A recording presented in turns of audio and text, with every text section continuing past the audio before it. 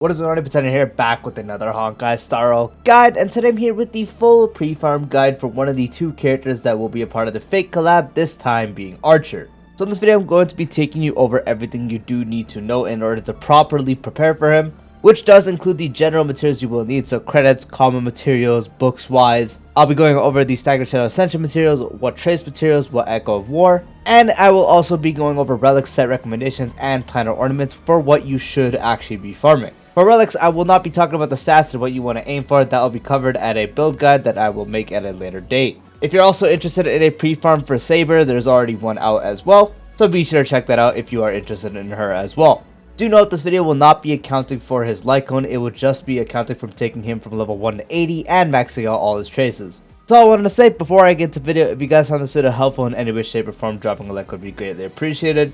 If you're new and haven't done so already, be sure to subscribe and turn the bell icon for future videos like this, along with all the types of Star content and guides. Be sure to check the description to join the new Discord server, and let's get straight into the video. So starting off with the common materials you will need. Credits wise, you will need roughly about 3.9 billion in order to ensure you have enough to max out everything. Books wise, you will need roughly about 290 purple books in order to max his level. As he is a 5-star character for Tracks of Destiny, he will be needing 8 Tracks of Destiny. And for the common materials, he will be using these ones right here, and you do need a total of 56 of the green ones, 71 of the blue ones, and 73 of the purple ones. If you've been playing for a minute, you probably have a lot of these, so it's not even a problem. If you're a newer player and you don't have enough, don't worry, it's really easy to farm these, so if you started for the Fate collab, just go ahead and track them, as it does give you the option here, and also be sure to set your assignments for them at the lower level so you can turn it into the higher rarity, and you will be good to go. For the Staggered Shadow Ascension material, he will be using this one right here. So don't accidentally farm the wrong one. He's not going to be using any of these. It's going to be this one right here at the very top from the Murmuring Woods. And you do need a total of 65 of these. When using a Trailblaze power, I recommend knocking Stagnant Shadow out the way first because it is relatively quick. If you're at a higher / max level, it practically only takes a full day and a little bit worth of stamina. And even at a lower level, it's really easy to farm. So that's why I do highly recommend getting this out the way first, as it will be the easiest option to get out of the way. For trace materials, he will be using the one from the Butt of the Hunt in the Soul Glad section, so Panaconi, so be sure not to accidentally farm the outlying Snow Plains one. That will not be the one he uses. It will be this one right here that does look like a bullet, and you do need a total of 18 of the green ones, 69 of the blue ones, and 139 of the purple ones. As I am recording this, there is indeed a double drop for traces, so moment you finish Staggered Shadow, you can hop on this and you'll be able to finish your farming pretty quickly. Especially since there is a decent amount of time till the Fate collapse, so as I'm uploading this, if you use this and then a little extra, you will very much be set to actually get his traces out the way. Traces are cringe, so the moment you do finish Stagnant Shadow, I recommend hopping on this as soon as possible. For the Echo of War, he will be using the one from the Cocolia boss fight, and you do need a total of 12 of these.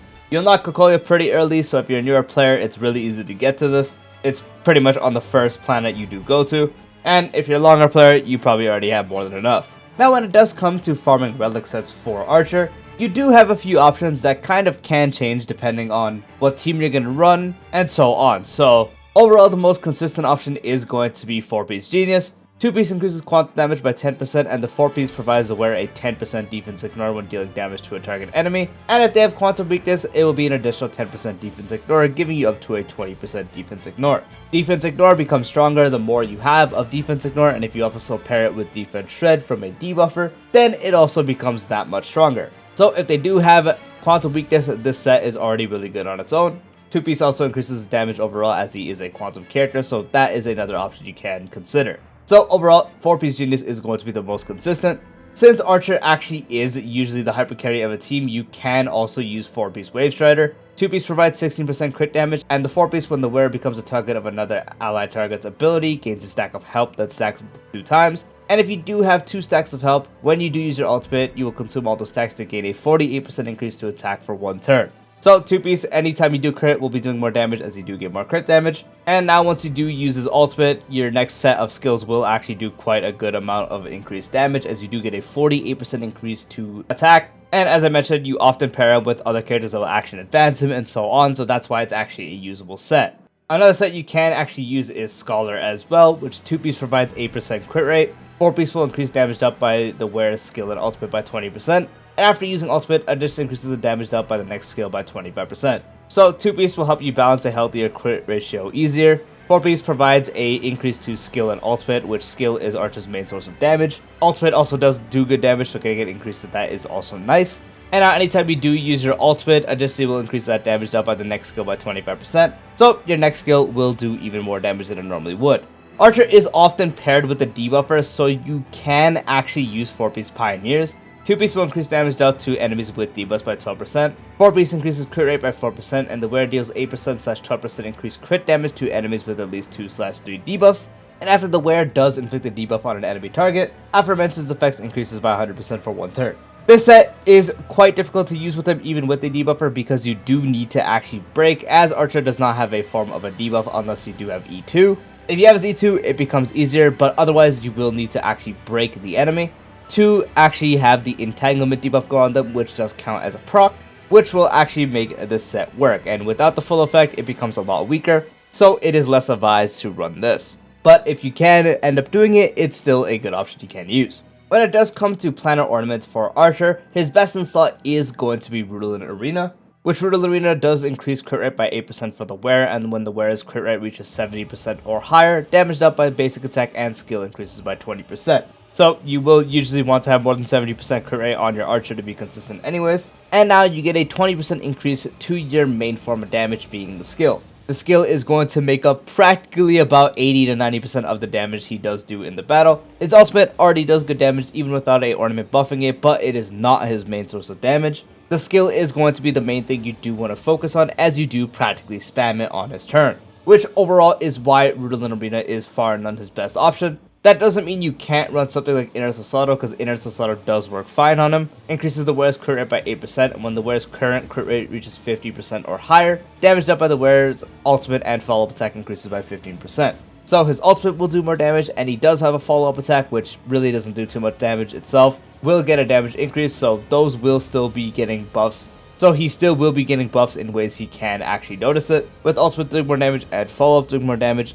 But you primarily want to focus on skill, which is why Rudolin Arena is just better. The last option you can use is actually Durin, but this is the worst option even with full stacks. When an ally uses a follow-up attack, the wearer gains a stack of merit, which will stack up to 5 times. Each stack of merit will increase the damage dealt by the wearer's follow-up attack by 5%, and once you do have 5 stacks, additionally increases the wearer's crit damage by 25%. The reason this does work on him is because 1, he does have a follow-up attack, so he can stack it up. Might be a bit slower without another follow-up attack character, but it still is possible, and will increase his follow-up attack damage, which again is like the third priority of damage he does have, first skill, then ultimate, then follow-up. And if you are able to stack it up, you do get a 25% increase to crit damage, which is going to increase any source of damage he does do, so skill, ultimate, whatever, if he does crit. But again, even at full stacks, it's still going to be worse than the other two overall. So I highly recommend just going ahead and getting a Rudolin set. That is going to be your best option. If not that, you can use Inner Sasato. And if you just happen to have really good Durin pieces while you farm for one of the other better ones, you can just use Durin in the meantime. And that is the full pre-farm guide for Archer. Once again, hope you guys found the video helpful. If you did, dropping a like would be greatly appreciated. If you haven't done so already, be sure to subscribe and turn the button for future videos like this, along with other types of Star content and guides. Remember to join the Discord in the description below, and I'll see you later. Peace out.